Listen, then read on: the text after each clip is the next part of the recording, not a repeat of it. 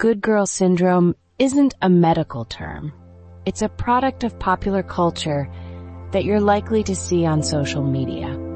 However, Dr. Albers argues it can still She defines good girl syndrome as the manifestation of traits celebrated in girls, which is heavily influenced by how caregivers and educators interact with the phrase good girl evokes images of quiet, compliant, and kind girls who prioritize others and avoid causing trouble.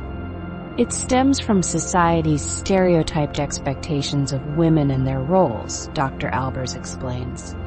When individuals with good girl syndrome stray from expected behavior, they often feel guilty or fear judgment. Good girl syndrome is not a diagnosable mental health condition. Rather, it consists of traits that can be harmful when taken to extremes. Dr. Albers notes that most women will identify with one or more of the 6 characteristics she outlines. What matters is the severity of these traits and whether they lead you to act inauthentically.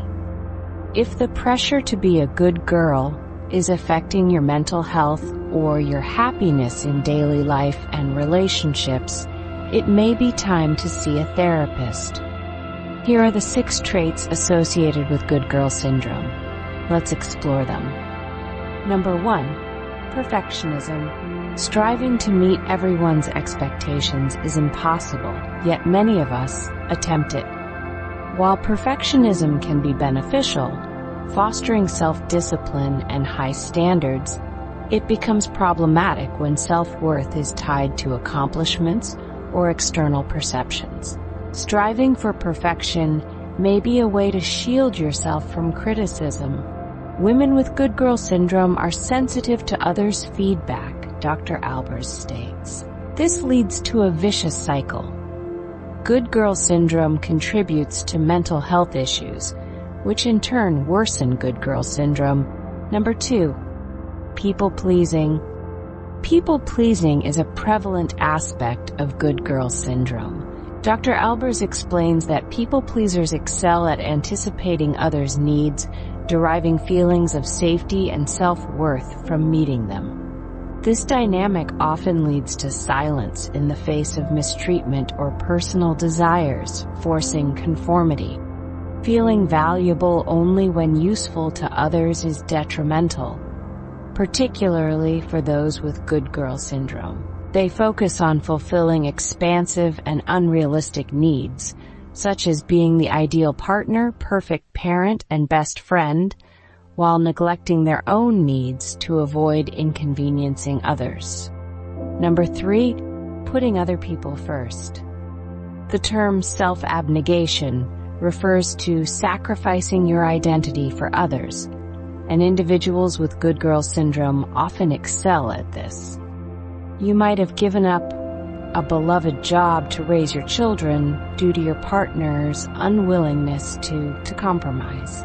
Perhaps you always agree to dine at a coworker's favorite mediocre spot instead of trying the bistro next door. You may let friends style you in clothes you dislike, or drive 3 hours round trip every weekend to visit your parents while your sister, who lives nearby, does not. In various ways, those with good girl syndrome prioritize others' needs over their own and find it difficult to assert themselves in conflicts. Number 4, issues with body image. Dr. Albers notes that girls and women often feel pressured to meet certain appearance standards to please others, which is why eating disorders frequently accompany good girl syndrome. Those with good girl syndrome may engage in other self-destructive behaviors for the sake of beauty, such as seeking plastic surgery to resemble someone else, overspending on a fashionable wardrobe, or misusing substances and medications to change their appearance. Number 5, sexual difficulties. Sexual difficulties are a common characteristic of good girl syndrome. As Dr. Albers explains, these good girls are often perceived as innocent and pure, creating a conflict when they become sexual. If you struggle with good girl syndrome, you might face any combination of the following: fear or guilt regarding sexual desires that deviate from traditional norms of female sexuality.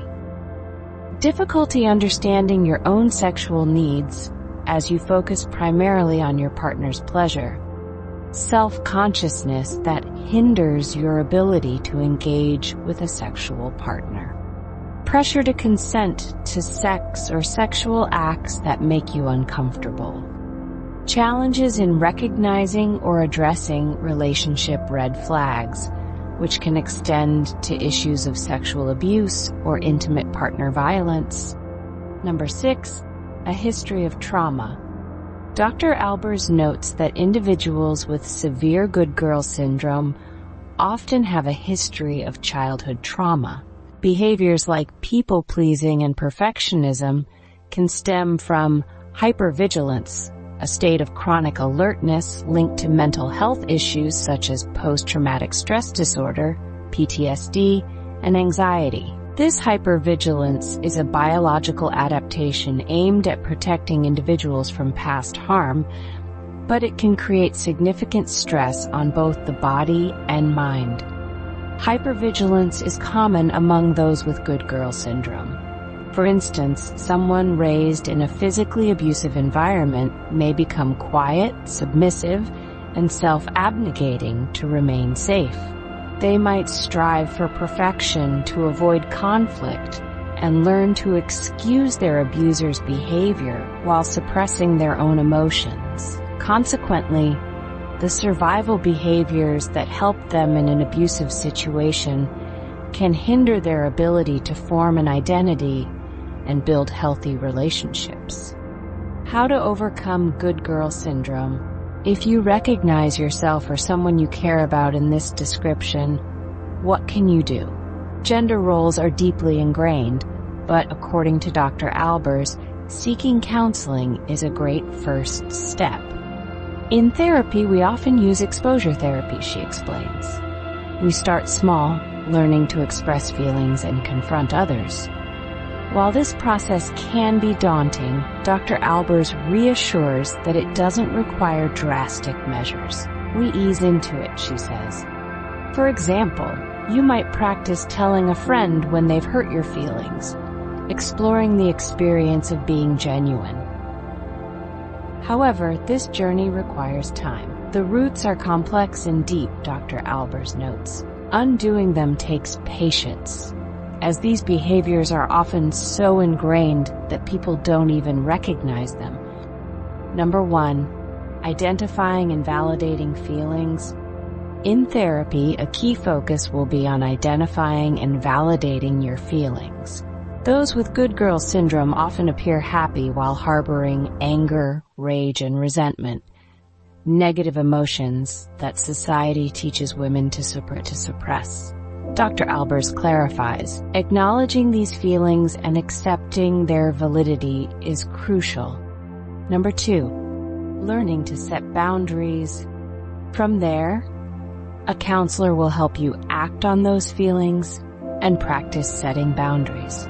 They may guide you in saying no without guilt, even if it elicits negative reactions from others. Ask yourself, am I meeting my own needs in this situation? Dr. Albers understands that others may try to push you back into old patterns, but having a therapist can ease this transition. Number 3, don't pass it on. If you're a parent, you might feel concerned about how upbringing contributes to good girl syndrome. The good news is that you can take steps to prevent or unlearn these tendencies in your child. Number 4, avoid using good and bad. Dr. Albers recommends avoiding labels like good girl or good boy. Be mindful of your language with children, she advises. Instead, comment on specific behaviors such as, you put in a lot of effort. Acknowledge and release the notion of good versus bad. People exist in a gray area. This applies to all children. Labeling compliance and quietness as good can have lasting effects. Number 5, listen to your gut. Another important lesson is teaching kids to trust their instincts. Ignoring your gut can make you vulnerable to exploitation or dangerous situations, warns Dr. Albers. Fear of being rude may prevent children from distancing themselves from toxic individuals. Teaching kids to assert themselves builds confidence to trust their instincts and seek help. Goodbye, good girl. Good girl syndrome arises when girls and women internalize cultural stereotypes about how they should behave. When taken to extremes, these behaviors can harm mental health, physical well-being, and relationships. It's a universal truth that we can't please everyone, Dr. Albers states. For people pleasers, the fear of not being liked can diminish their sense of worth. Recognizing this truth can lead to significant personal growth. While not a formal medical diagnosis, good girl syndrome can be just as damaging and often requires professional help to overcome. Unlearning a lifetime of good behaviors is challenging but worthwhile, especially for those raising children.